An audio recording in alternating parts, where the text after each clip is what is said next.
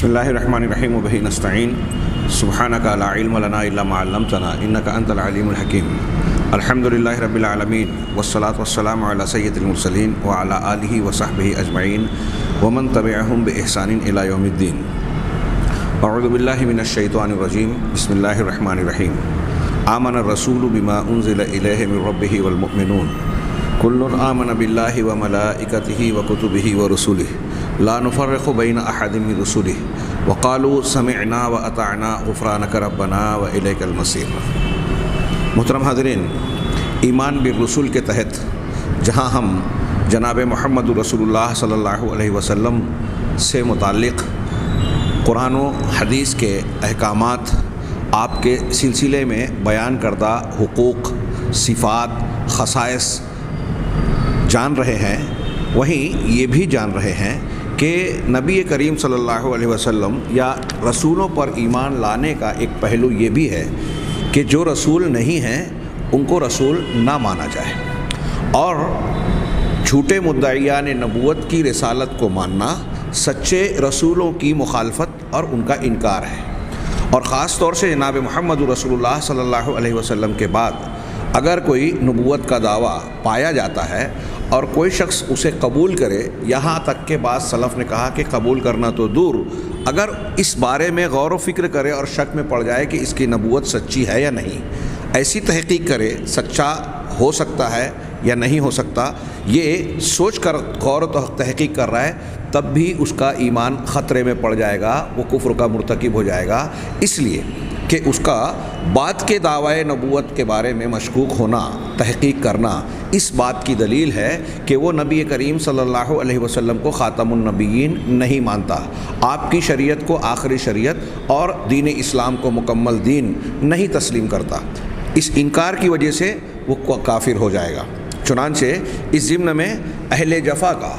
اللہ کے نبی صلی اللہ علیہ وسلم یا نبوت کی مخالفت کرنے والوں کا ذکر کرتے ہوئے ہمارے سامنے دکتور صادق صاحب نے آج کی ایک جھوٹی نبوت کا جو چرچا ہے اس کا تذکرہ کر رہے ہیں، اور اس کے مدعی متنبی جھوٹے مدعی نبوت کی شخصیت کا ذکر کرتے ہوئے جو پچھلے درس میں ہم اس کی بعض تمہیدی باتیں اس کے بارے میں کہہ چکے ہیں، اب وہ اس کی شخصیت کا تعارف کرا رہے ہیں. اب دنیا میں اگر اس کے ماننے والے پائے جا رہے ہیں اور کچھ سادہ لوح عام مسلمانوں کو اپنا شکار بنا رہے ہیں، اور ہمیں اس بات کی ضرورت پیش آتی ہے کہ ہم سچے نبوت کی سچائی کو اور جھوٹے نبیوں کی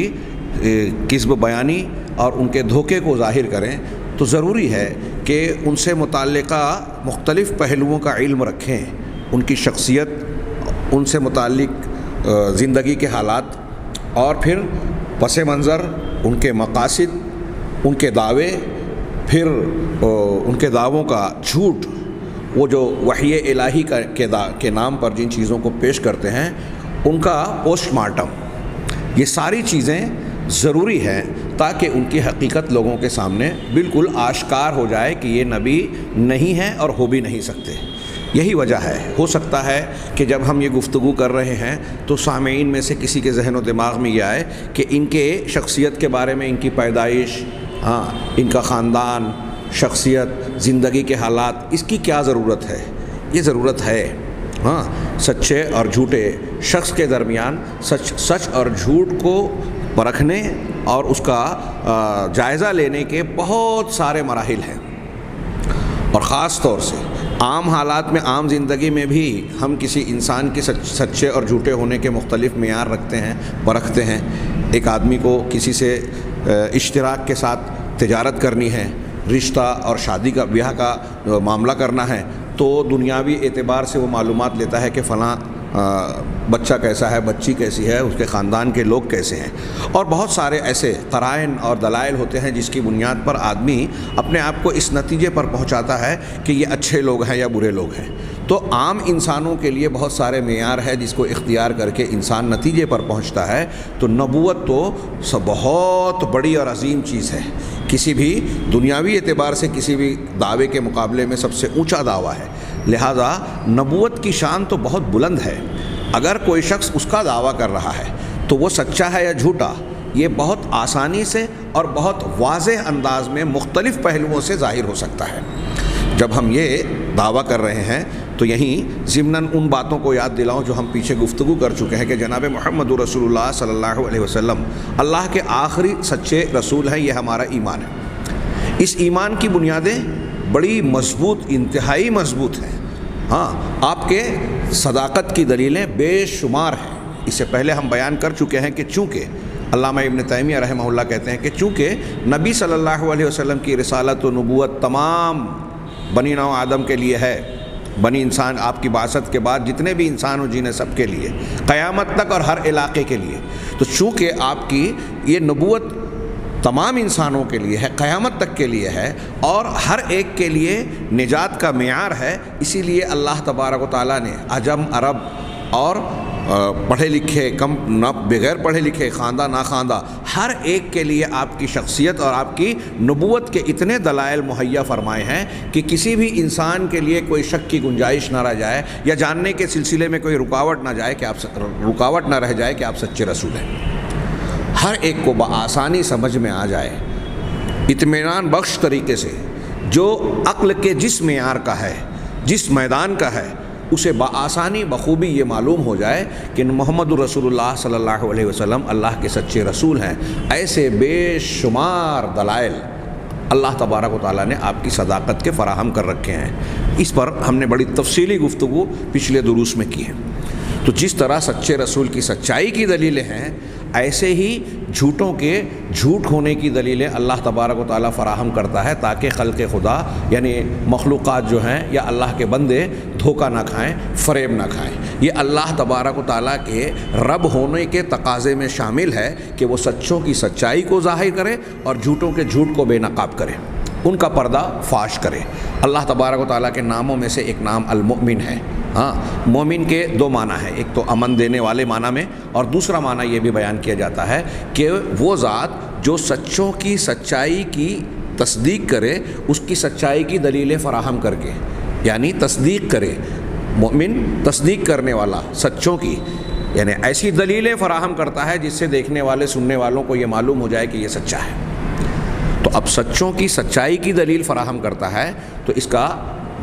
دوسرا پہلو یہ ہے، مخالف پہلو یہ ہے کہ جھوٹوں کے جھوٹ کو بے نقاب کرے۔ چنانچہ اس تمہید کے بعد آئیے ہم شیخ کے بیانات پر نگاہ ڈالتے ہیں۔ عنوان قائم کیا، ذیلی عنوان، متنبع القادیانیہ غلام احمد۔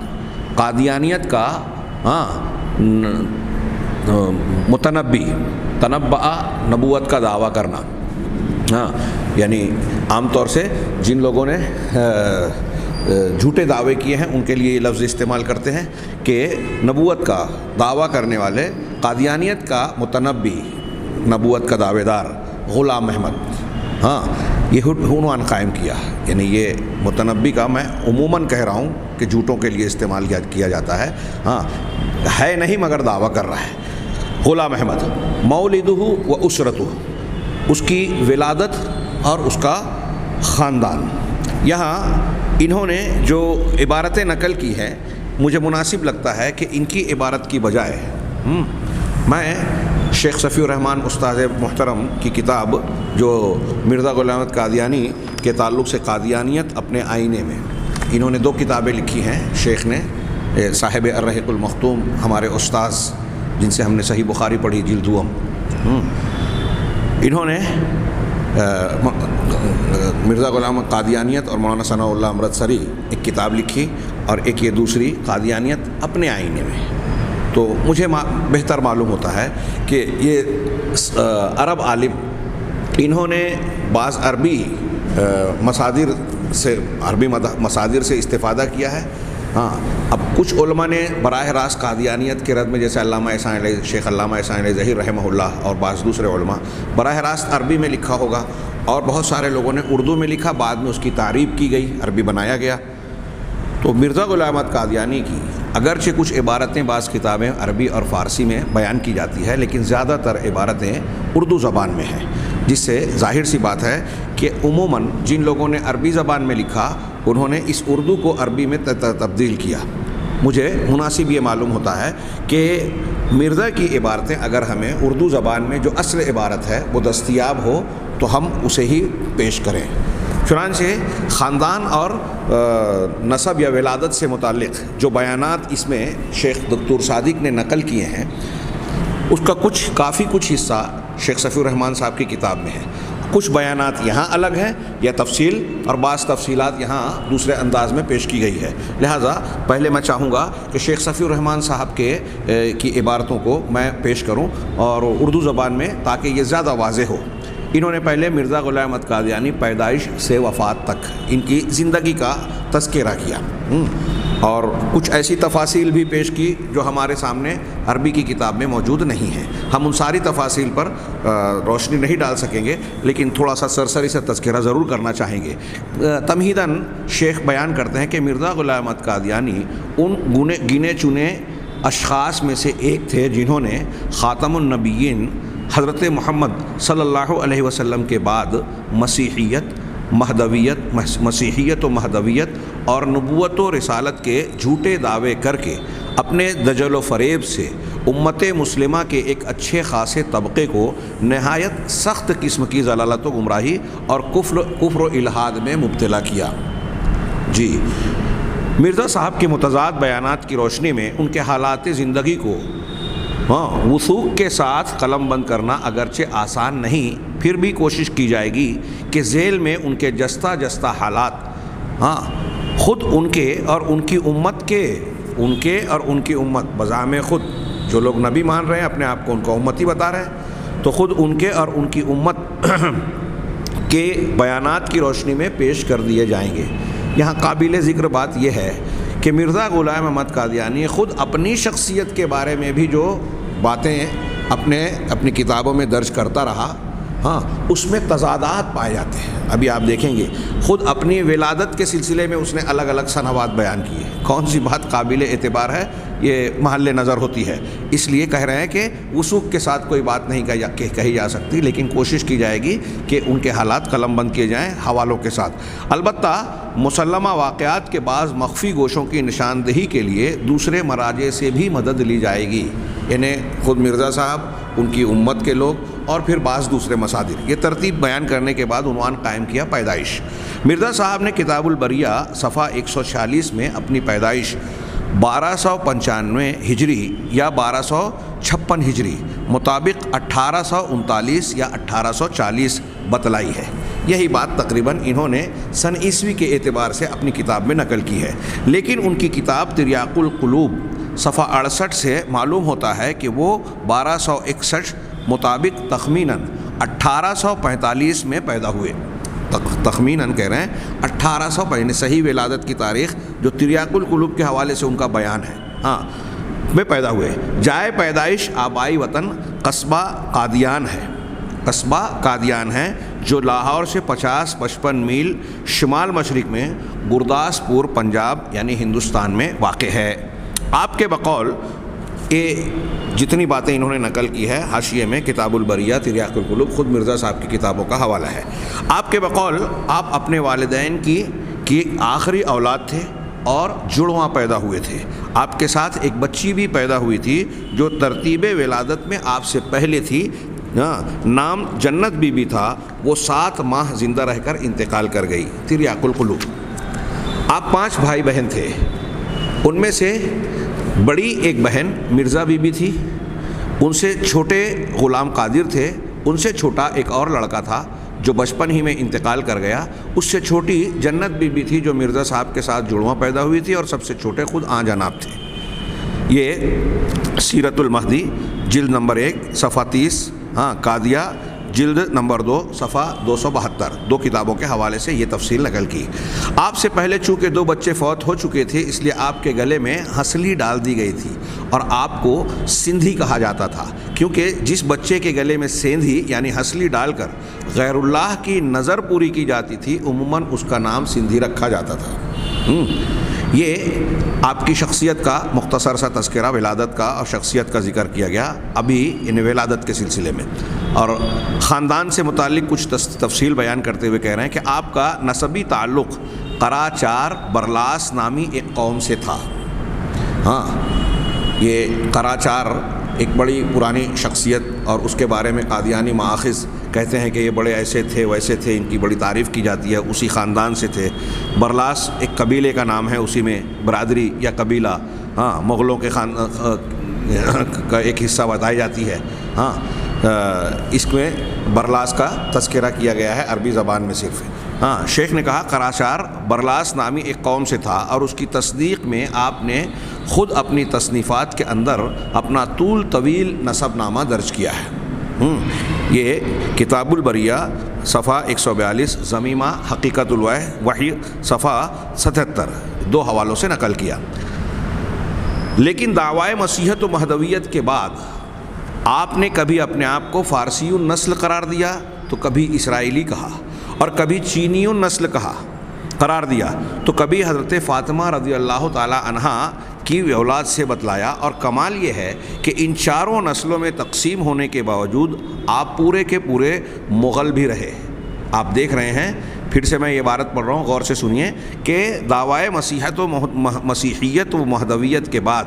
آپ نے کبھی اپنے آپ کو فارسی النسل قرار دیا تو کبھی اسرائیلی کہا، اور کبھی چینی النسل قرار دیا تو کبھی حضرت فاطمہ رضی اللہ تعالی عنہا کی اولاد سے بتلایا، اور کمال یہ ہے کہ ان چاروں نسلوں میں تقسیم ہونے کے باوجود آپ پورے کے پورے مغل بھی رہے۔ یہ بات جو شیخ صفی الرحمن صاحب نے نقل کی ہے، یہی بات دوسرے مآخذ سے جو دکتور صادق نے نقل کی، میں اس کا تذکرہ کرنا چاہوں گا۔ یہاں ولادت کی تاریخ کے بعد وہ کہہ رہے ہیں کہ 1835، 1839، اور کہا گیا 1840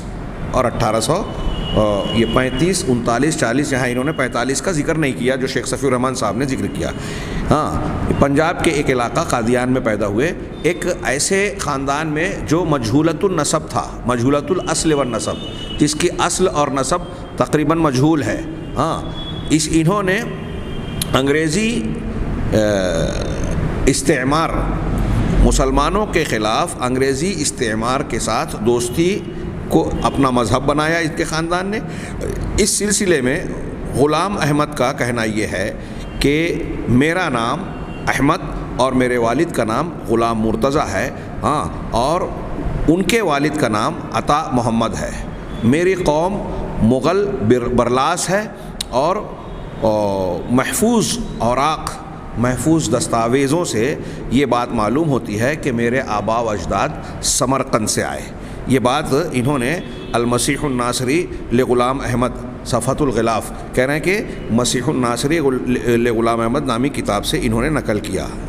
جو غلاف والا صفحہ ہے اسی کے پیچھے یہ چیز مذکور ہے۔ پھر اس کے بعد کہہ رہے ہیں ثم یزعم، پھر اس کا یہ دعویٰ ہے، گمان ہے کہ اللہ تبارک و تعالیٰ نے ان سے بات کیا کہ ان کا، اللہ تعالیٰ نے ان کو یہ بات بتلائی اور بات کی کہ ان کا خاندان فارسی ہے۔ ہاں، ان اللہ تعالیٰ کلمہ بان اسرتہ فارسیہ، اللہ نے ان کو یہ بات کہہ کے بتائی کہ ان کا خاندان فارسی ہے، یعنی فارس سے تعلق رکھتا ہے۔ یقول فی ذلک، اس بارے میں وہ کہتا ہے کہ ان اسرتی من المغول، ہاں، میرا خاندان مغل ہے، ہاں،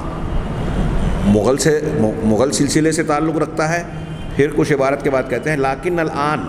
بعد میں وہ کہتا ہے کہ لیکن الآن ظہر علی من کلام اللہ ان اسرتی حقیقتاً اسرت فارسیہ، اب مجھے یہ بات، میرے سامنے یہ بات ظاہر ہوئی ہے کہ میرا خاندان حقیقت میں فارسی خاندان ہے، فارس سے تعلق رکھنے والا۔ وَأَنَا أُؤْمِنُ بِهَذَا، اور میں اس پر یقین رکھتا ہوں، ایمان رکھتا ہوں۔ لِأَنَّهُ لَا يَعْرِفُ أَحَدٌ حَقَائِقَ الْأُسَرِ مِثْلَ مَا يَعْرِفُهُ اللَّهُ، اس لیے کہ خاندانوں اور نسب کے بارے میں، خاندانوں کے بارے میں، کہ حقائق کے بارے میں اس طرح کوئی نہیں جانتا جس طرح اللہ جانتا ہے۔ ہاں، جس طرح اللہ جانتا ہے کوئی نہیں جانتا۔ ہاں، یہ حاشیہ 40 نمبر 2 صفحہ 17 غلام احمد قادیانی کی، اور یہ انہوں نے نقل کیا علامہ احسان الہی ظہیر کی کتاب القادیانیہ سے۔ پھر ومرتن یعلن، اور کبھی یہ جو میں نے عبارت مولانا صفی الرحمن صاحب کی پڑھنے کے بعد عربی میں پیش کر رہا ہوں اس لیے کہ اس میں بعض دلچسپ تفصیل ہے۔ ہاں، دلچسپ اور اس کے دعوے کا کو مضحکہ خیز، اگر کوئی حق پرست آدمی ہو تو ان باتوں کو پڑھ کر ہنسے گا اور اس کے جھوٹ کا پتہ یہیں لگ جائے گا۔ چنانچہ وہ کہتا ہے کہ وَمَرَّةً يُعْلِنُ، کبھی وہ یہ اعلان کرتا ہے کہ وہ سینی الاصل یعنی اصلاً چینی ہے، سینی یعنی چینی، سینی الاصل ہے، حقیقت میں اس کا نسب اور اصل چین سے تعلق رکھتا ہے۔ اب یہ مرزا غلام احمد صاحب کو یہ دعویٰ کرنے کی ضرورت کیوں پڑی؟ آگے اس کے دعوے سے، اس کے تفصیل سے، اس کے وضاحت سے سمجھ میں آتا ہے۔ وہ کہتا ہے کہ محی الدین یقول محی الدین ابن عربی تنبأ عنی فی کتابہ فصوص الحکم، کہہ رہے ہیں کہ محی الدین ابن عربی جو خود ایک گمراہ شخص، ہاں، اور یہ بھی نبوت کی شان پر ڈاکہ ڈالنے والا، پچھلے دروس میں ہم نے پڑھا کہ نبی کے مقابلے میں یہ اولیاء انبیاء کی اصطلاح گڑھ کر بعض اولیاء کو انبیاء سے اونچا بتاتے ہیں، اور اس کے بارے میں ہم نے یہ جانا کہ نبی کریم صلی اللہ علیہ وسلم کی شریعت کی کسی معاملے میں پابندی نہیں کرتا، تو اللہ کے نبی کے سامنے دوسرے نبیوں کو کھڑا کرنے کا راستہ اس نے ہموار کیا۔ تو اس نے جو ایک بات کہی تھی، مرزا غلام احمد قادیانی نے ابن عربی کی ایک جھوٹے کی بات کو یہ جھوٹا مدعی اپنے حق میں بیان کر کے یہ دعویٰ کر رہا ہے کہ محی الدین ابن عربی تنبأ عنی، میرے بارے میں اس کو یہ خبر ہو گئی یا میرے بارے میں اس کو یہ جانکاری ملی یا اس بات کی اطلاع دی، کیا دی؟ اپنی کتاب فصوص الحکم میں، حیث یقول، اس طرح سے کہ وہ کہتا ہے یولد فی آخر الزمان ولد یدعو الی اللہ۔ ابن عربی صاحب خبر دے رہے ہیں، ابن عربی کون ہے؟ صاحب وحی ہے، ہاں، کہ آخر زمانے میں ایک بچہ پیدا ہوگا، یدعو الی اللہ، جو اللہ کی طرف دعوت دے گا، یکون مولدہ بالسین، اس کی پیدائش، اس کی ولادت چین میں ہوگی، ولغتہ لغت بلدہ، اس کی زبان اس کے اپنے شہر کی زبان ہوگی، ہاں، چین میں اس کی ولادت ہوگی اور اس کا جو شہر اور گاؤں ہوگا وہ اسی زبان میں وہ جانکاری رکھے گا یا وہ بات کرے گا، اس کی زبان ہوگی۔ تو کہہ رہا ہے مرزا صاحب نے کہا کہ یہ جو ابن عربی نے کہا اور خبر دی فصوص الحکم میں، فَأَنَا هُوَ الْمَقْصُودُ، فصوص الحکم کوئی منزل من اللہ وحی الہی پر مشتمل کتاب ہے، جھوٹ کا پلندہ، ہاں، اور اسلام دشمن افکار سے بھرپور، اور یہ اسلام دشمن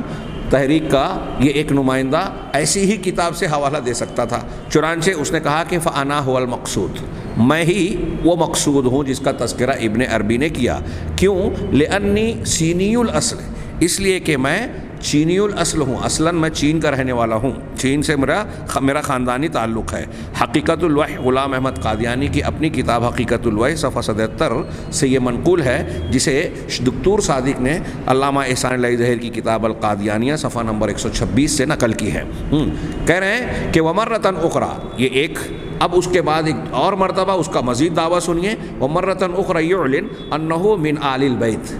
پھر وہ یہ دعویٰ کرتا ہے کہ وہ اہل بیت سے تعلق رکھتا ہے، یعنی وہی حضرت فاطمہ والی بات جو شیخ صفی الرحمن صاحب نے کی۔ وَأُسْرَتُهُ أُسْرَةٌ اسرائیلیۃ الأصل، اور اس کا خاندان جو ہے اصلاً اسرائیلی ہے۔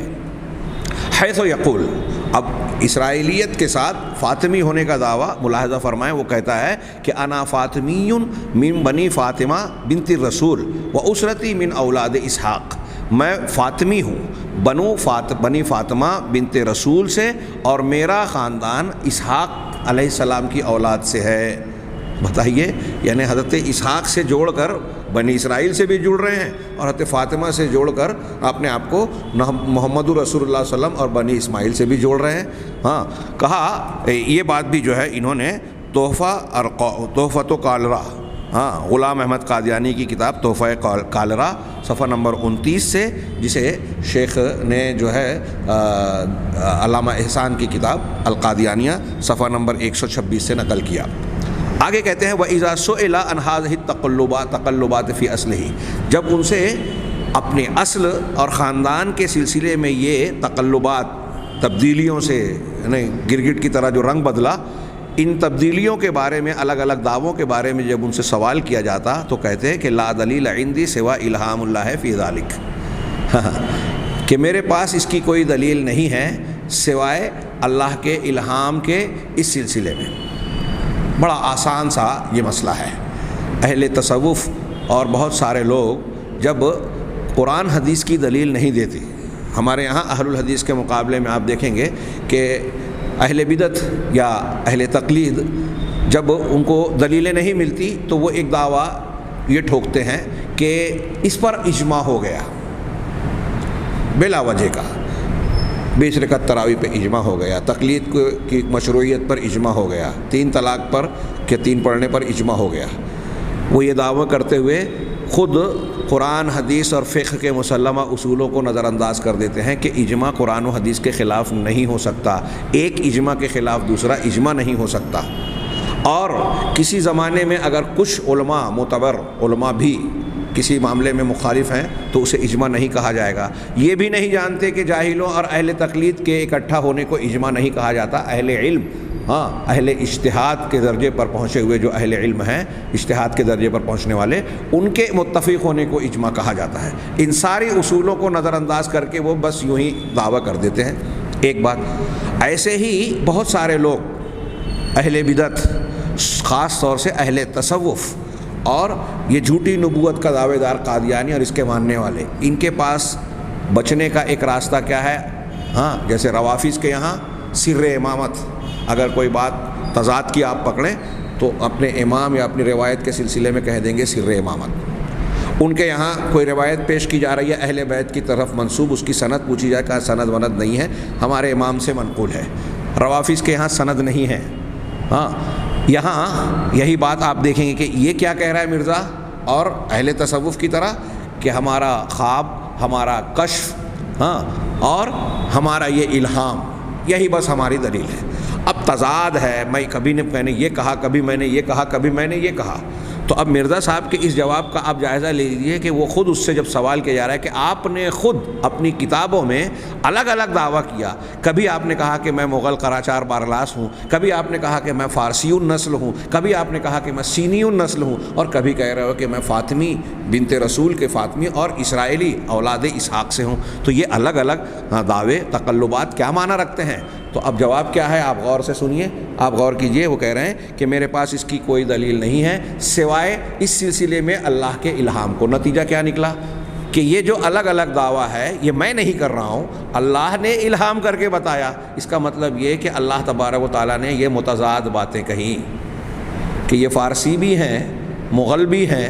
فاطمی اسرائیلی بھی ہیں، چینی بھی ہیں۔ تو اللہ تبارک و تعالیٰ کا یہ اختلاف ہوا، اور تطبیق کی کوئی شکل کوئی بتائے، کچھ نہیں معلوم۔ خود صاحب دعویٰ اس کو بیان نہیں کر پائیں گے اور نہ کیا، بلکہ یہ کہہ دیا۔ مطلب یہ کہ اس کھلے ہوئے تضاد کی نسبت اللہ تبارک و تعالیٰ کی طرف کی، یعنی اس کا ذمہ دار اللہ ہے۔ وہ رب العالمین جس نے اپنی کتاب حق کے بارے میں کہا لو کان من عند غیر اللہ لوجدوا فیہ اختلافا کثیرا، کہ اگر یہ کتاب اللہ کے علاوہ کسی اور کی طرف سے ہوتی تو اس میں بہت سارا اختلاف پاتے۔ اللہ کی کتاب اور شریعت حقہ میں اختلاف حقیقت میں ہے نہیں، کسی کو لگتا ہو تو وہ اس کی غلط فہمی اور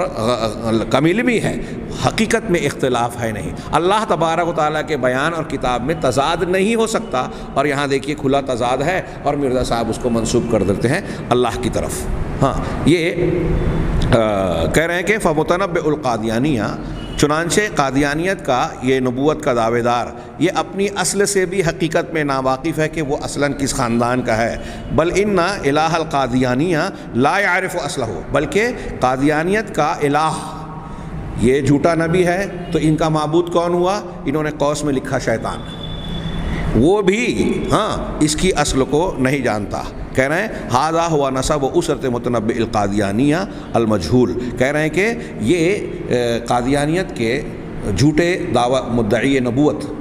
قادیانیت کے مدعی نبوت کے مجہول خاندان کا نسب ہے۔